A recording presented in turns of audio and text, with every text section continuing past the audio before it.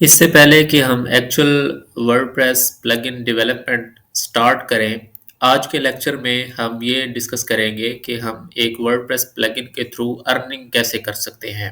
سب سے پہلے یہ ہے کہ اگر آپ ورڈپریس پلگن ڈیولپ کر سکتے ہیں تو آپ اس کو ایز اے سروس سیل کر سکتے ہیں۔ آپ مختلف فری لانسنگ پلیٹ فارمز پہ اس کو ایز اے سروس سیل کر سکتے ہیں، جیسے کہ آپ کو اسکرین پہ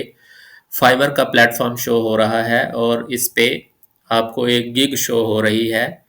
جس کے اندر جو آتھر ہے وہ ورڈپریس کی سروسز کو سیل کر رہا ہے۔ تو اگر آپ ورڈپریس پلگن ڈیولپ کرنا جانتے ہیں تو آپ اس کو ایز اے سروس فائبر پہ یا کسی اور فری لانسنگ پلیٹ فارم پہ سیل کر سکتے ہیں۔ دوسرا طریقہ یہ ہے کہ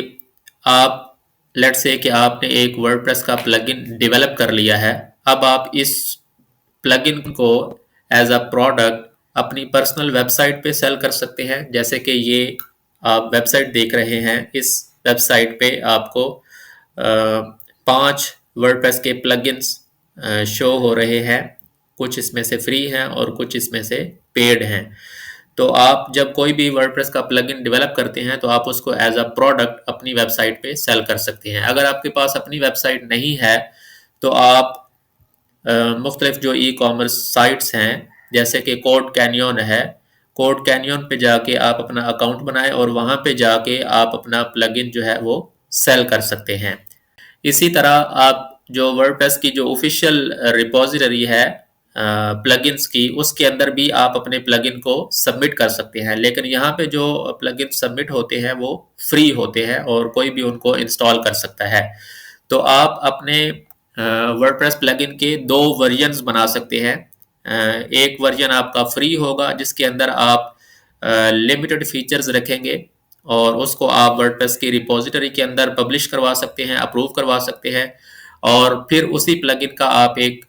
پرو ورژن بھی ریلیز کر سکتے ہیں اور اس پرو ورژن کو آپ اپنی ویب سائٹ کے تھرو یا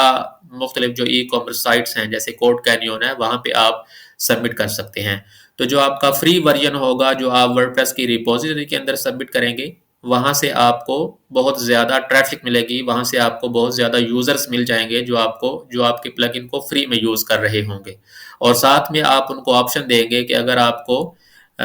اس کے